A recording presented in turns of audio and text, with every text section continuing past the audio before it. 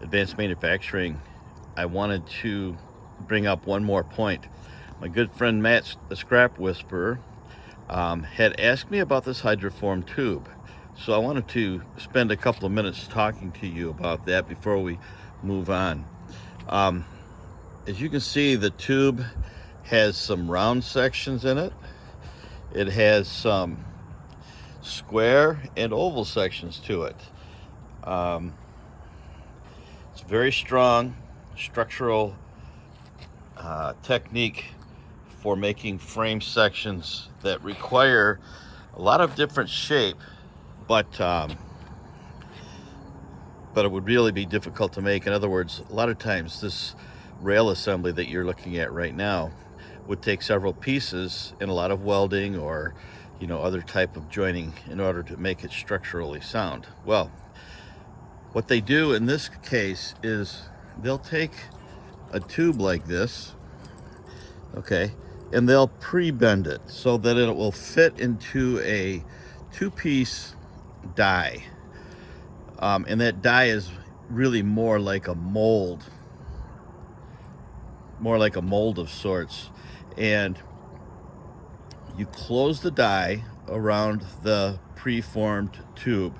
Now the tube may start out round, it may start out rectangular. It just depends on the component.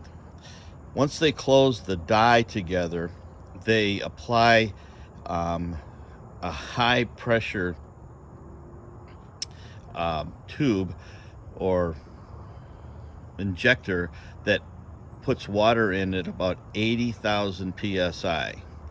Now, once that water enters the mold or the die, if you'd like to call it that, it begins to take on these different shapes. Here we're round, here we're flat on the sides with big radiuses on the top. As we come along here, we see it maintains kind of like a rectangular shape, but with large radiuses, as I mentioned. And all of these holes are punched in using what we call hydro piercing. So the shape gets formed with that extremely high pressure using water, thus hydroforming. And then once the form is in and the part takes shape of the die, just like if it was a stamping die, how the stampings take shape of the die when the press comes down and forms it. Once this form is put into this tube, then there are punches that come in under pressure and pierce out all of these holes, all using water. It is quite remarkable. It's a really incredible technology. Now, it's not brand new technology. They've been using this technology since the 90s, maybe even late 80s. That was my first experience with it in the prototype industry, but they use it now on a daily basis on almost every vehicle. So that's one piece of structure, very strong, that is containing the engine compartment, and it's the basis for the front end of this vehicle. Now, as you look down this vehicle, if you can imagine this A-pillar going up, going through here, through the roof, and all the way to the back of the vehicle is another hydroform tube that gives the vehicle the structural requirement that it needs for like rollover and those sorts of tests and requirements. So many times people ask, well, what is the advantage of using hydroforming? It seems like a slow process.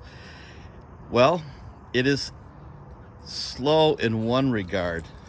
It might take a minute to pressurize that tube and put that form in it and punch those holes, but stop and think about this for just a moment.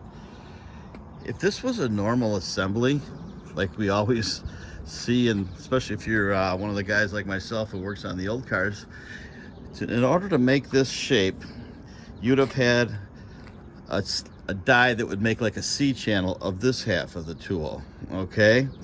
And it would be 2 metal thicknesses thicker than the C channel on this side, right? Because they would have to slip over each other. So then you could have a weld seam here where you might have, you'd probably arc weld this all along, maybe in sections, and to give it its strength. But then before you even did that, you would have to build dies that would put in all of these holes.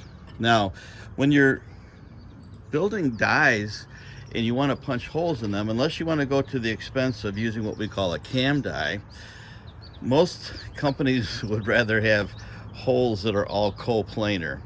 So, because it's much less complex to build a die like that. So if all these holes are on one single plane, you can punch them all at one time. But if there's any kind of curvature, like there is a little bit of curvature in this one, you can see how it kind of shaped like this.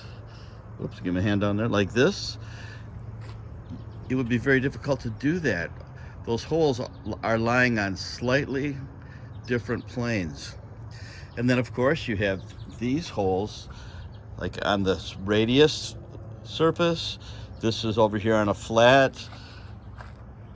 But you'd have to have pretty complex dies in order to punch all those holes. Now, what we can do when we're using hydroforming is